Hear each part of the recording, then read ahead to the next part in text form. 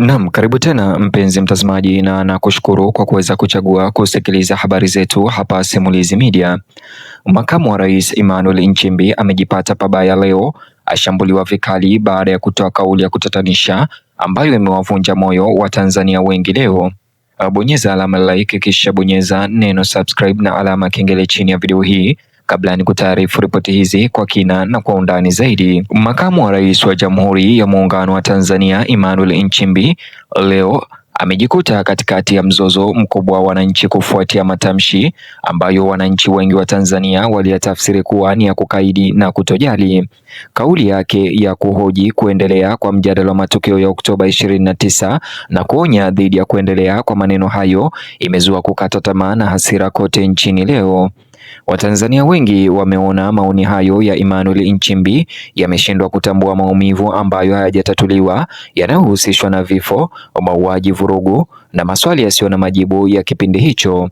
Mwitikio ulikuwa wa haraka, ukipita katika nafasi za kisiasa, za kiraia na maoni ya umma.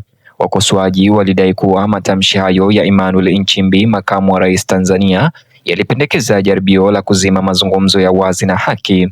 Matokeo yake, uamuzi wa makamu wa rais na unyeti wake wa kisiasa ulitiliwa shaka sana mtandaoni. Utata huo unatokana na kauli ya Nchimbi kwamba kuendelea kujadiliwa kwa matukio ya Oktoba 29 ya uchaguzi ni sawa na kunyimwa haki taifa. Utungaji huu mara moja uliibua hofu na gumzo mtandaoni miongoni mwa waangalizi ambao walihisi kuwa unabadilisha mantiki ya uwajibikaji badala ya kuhimiza mazungumzo kama njia ya kuelekea haki. Taarifa hiyo, kulingana nao, ilionekana kuwa uchunguzi wa kukatisha tamaa. Wengi walitafsiri kama kutanguliza kufungwa bila azimio. Wachambuzi wa masuala ya kisiasa na wanasiasa walibainisha kuwa ujumbe kama huo unaweza kuongeza kutoaminiana kati ya raia na serikali yake. Dhana ya viongozi kutaka wananchi waendelee bila majibu imekuwa ni suala nyeti kihistoria nchini Tanzania. Hata hivyo, matamshi hayo yaliibua hisia kali kutoka kwa viongozi wa upinzani, hasa mmojawapo akiwa John Heche ambaye alizungumza mtandaoni akipinga waziwazi nafasi au matamshi ya makamu wa rais. Alionyesha kutoamini kwamba afisa mkuu wa serikali kama Nchimbi anaweza kuonekana kuwadharau raia wanaotumia haki zao za kikatiba.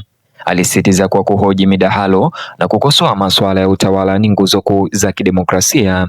Kulingana naye, haki haiwezi kuwepo katika mazingira ambayo watu wanakata tamaa ya kuzungumza. Jibu lake liliwagusa wengi waliohisi kwamba uhuru wa kujieleza ulikuwa ukikandamizwa kwa hila. Toni au sauti ya ukosoaji wake ulionyesha kufadhaika sana badala ya ushindani wa kisiasa tu. John Heche aliendelea kuonya kuwa taifa linalokuza hofu ya kuzungumza kwa uwazi lina hatari ya kuyumba kwa muda mrefu. Aliteta kwa kunyamazisha mijadala hakufuti manunguniko, badala yake kunayasukuma chini chini. Kwa maoni yake John Heche, hasira isiyotatuliwa hatimaye hujidhihirisha kwa njia zenye uharibifu zaidi. Aliwakumbusha viongozi kwamba utambulisho wa taifa la Tanzania kwa muda mrefu umejengwa katika mazungumzo na kuvumiliana. Mkengeuko wowote kutoka kwa maadili haya, alisema, unatishia mshikamano wa kijamii. Hata hivyo, maoni yake John Heche yaliweka kauli ya makamu wa rais kuwa sio tu upotovu wa kisiasa bali ni wa kimaadili. Jibu lingine kali lilitoka kwa Godbless Lema ambaye pia ni mpinzani wa serikali, ambaye ujumbe wake ulikuwa mkali kupita hata wa John Heche. Godbless Lema alimshutumu makamu wa rais Nchimbi kwa kukosa huruma, uelewa na huruma ya msingi ya kibinadamu. Aliteta kuwa kauli hiyo ya Nchimbi ilipuuza mateso ya familia zilizopoteza wapendwa wao wakati wa ghasia hizo. Ukosoaji wa Godbless Lema ulipendekeza kuwa uongozi unahitaji akili ya kihemko, haswa wakati wa kushughulikia kiwewe cha kitaifa. Alionyesha maneno ya Nchimbi kuwa yamejitenga na hali halisi ya maisha. Muundo huu ulizidisha uchunguzi wa umma juu ya jukumu la makamu wa rais. Godbless Lema alikwenda mbali zaidi kwa kuchora ulinganisho wa kidhahania unaohusisha familia za viongozi wakuu. Alidai kuwa ikiwa watoto wa wale walio mamlakani wangekuwa miongoni mwa wahasiriwa walioathirika au kufariki, masimulizi yangekuwa tofauti sana. Kulingana na chapisho lake, Godbless Lema ambalo aliweza kulichapisha kupitia mtandao wake wa kijamii wa Twitter ama X, nikimnukuu kama unavyotazama: kama watoto wenu wangekuwa miongoni mwa waliouawa na kama miili yao ingekuwa ikitafutwa kama mizigo isiyo na wenyewe, kauli zenu zingekosa maarifa na utu kwa kiwango hiki. Kauli zenu zisingekosa, kumradhi, maarifa na utu kwa kiwango hiki. Kwa hivyo nafikiri nitakuwa mpumbavu kudhani ungeweza kuzungumza tofauti, maana wewe ni makamu wa rais unayetokana na uchaguzi ule ule. Naona nataka kuwa mpumbavu mimi? Woi, muda una nguvu sana na historia ina kumbukumbu ndefu kuliko vyeo. Kulingana naye Godbless Lema, upotevu kama huo haungepuuzwa kama jambo ambalo jamii inapaswa kuacha kujadili. Alisisitiza kuwa familia zinazotafuta miili na majibu haziwezi kuulizwa tu kusahau. Maumivu ya matokeo kama haya, alisema, hayafutwi na kauli za kisiasa. Malumbano haya yalizua gumzo kwa familia nyingi zilizokuwa na majonzi nchi nzima mitandaoni. Katika ukosoaji wake kwa upana, Godbless Lema alihoji iwapo Nchimbi alikuwa mtu sahihi wa kulizungumzia suala hilo hata kidogo. Alieleza kuwa kupanda kwa makamu wa rais madarakani kulifungamana na mchakato huo wa kisiasa unaochunguzwa sasa. Alisema jambo hili lilizua mzozo wa kimaadili wakati wa kushughulikia malalamishi yaliyotokana na kipindi hicho. Hata hivyo, mwitikio wa umma kwa mabadilishano haya umekuwa mkali na wa hisia. Wananchi wengi walielezea wasiwasi wa takwimu za upinzani kwenye mitandao ya kijamii na katika mijadala ya hadhara. Hisia zilizotawala ni kwamba makamu wa rais amekosa fursa ya kuungana badala ya kugawanyika, kulingana na wanavyosema wapinzani. Wengine walibishana kwamba uchaguzi wa maneno kwa uangalifu zaidi ungeweza kutuliza mvutano kama huo. Badala yake, matamshi hayo yalionekana kuwasha majeraha ya zamani.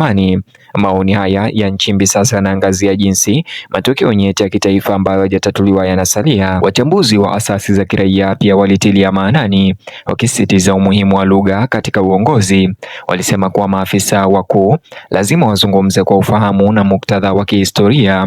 Hata hivyo, maneno ambayo yanaonekana kuwa ya kukataa yanaweza kufasiriwa kwa urahisi kama hali ya kutojali. Katika jamii zilizo na kumbukumbu chungu za pamoja za mwaka jana, mitazamo kama hii ni hatari sana. Wachambuzi walionya kuwa kupunguza majadiliano mara chache husababisha upatanisho, badala yake kukiri wazi mara nyingi ni hatua ya kwanza kuelekea uponyaji.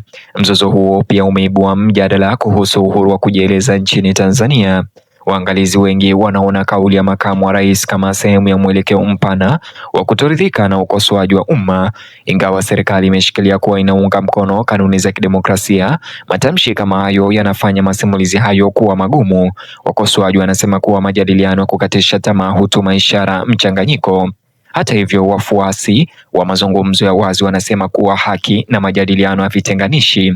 Hata hivyo, wanasisitiza kwamba kuzungumza juu ya matukio ya zamani mara nyingi ni muhimu ili kufikia uwajibikaji.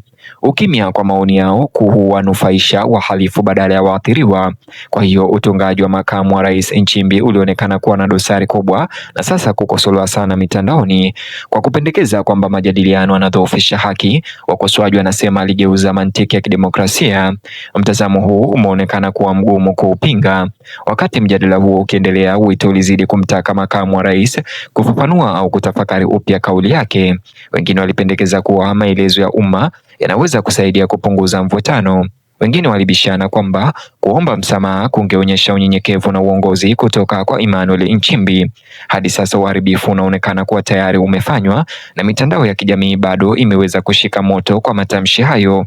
Mtazamaji, bonyeza alama like kisha subscribe na ubonyeze alama kengele, alafu gusa kiboksi hicho kwenye screen yako, kitakuelekeza katika taarifa zaidi.